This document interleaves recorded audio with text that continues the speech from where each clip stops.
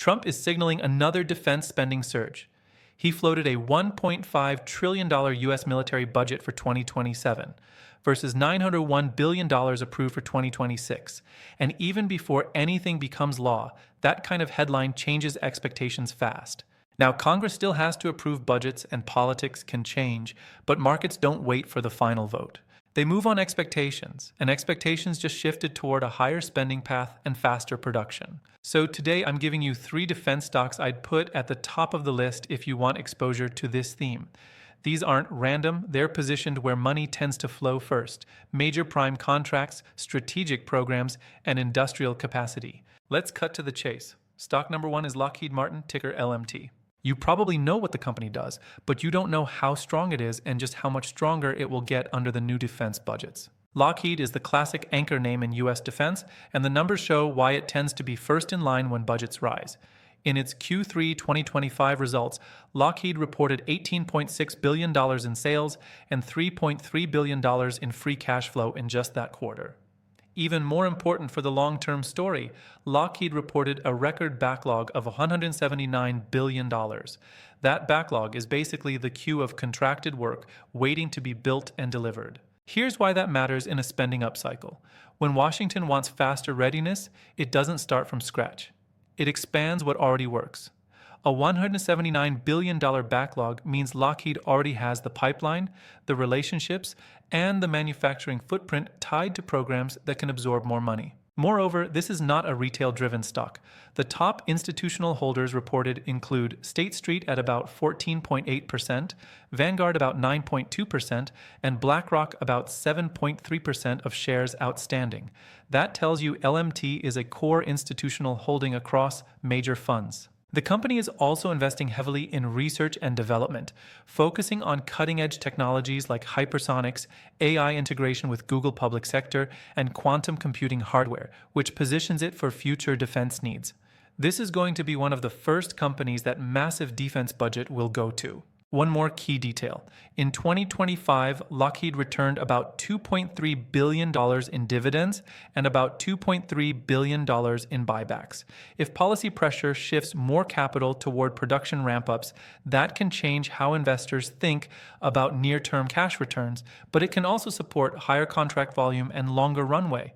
LMT is your simplest defense spending goes up exposure with a massive backlog and strong cash generation. This is the anchor. Stock number 2 is Northrop Grumman, ticker NOC. It might be less famous than Lockheed Martin, but Northrop Grumman designs, manufactures, and supports one of the most advanced systems for space, aeronautics, defense, and cyberspace, including military aircraft, satellites, autonomous systems, weapons, and electronic warfare systems, serving not only national security, civil, but also commercial customers. Northrop is a strategic programs company. In a defense upcycle, the market often rewards firms that sit inside long-duration priorities because those programs don't turn on and off quickly. The numbers here are exactly what you want to see. In Q3 2025, Northrop reported $10.4 billion in sales.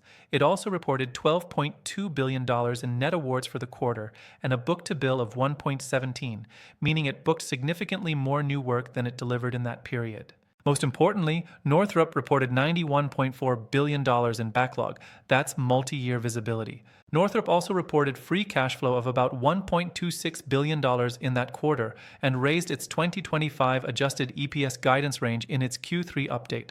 Whether you care about the exact EPS number or not, the message is that cash generation is improving while the order pipeline stays strong. When Trump's posture pushes toward higher top-line defense budgets and faster modernization, the beneficiaries aren't only the companies that build hardware.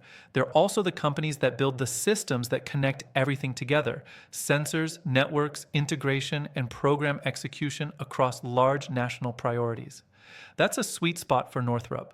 Holders of the stock is very institutional. Reported top holders include Capital Research at about 10.2%, Vanguard about 9.5%, State Street about 9.3%, and BlackRock at about 6.9%. Northrop also returned meaningful cash to shareholders in 2025, about $964 million in dividends and roughly $1.17 billion in buybacks, which is relevant if policy pressure shifts payout behavior toward production investment. So if LMT is your anchor, NOC is your strategic programs with deep visibility play. Stock number 3 is Huntington Ingalls, ticker HII. If you believe defense spending is shifting toward real capacity, shipbuilding is the clearest bottleneck. You can't scale it overnight.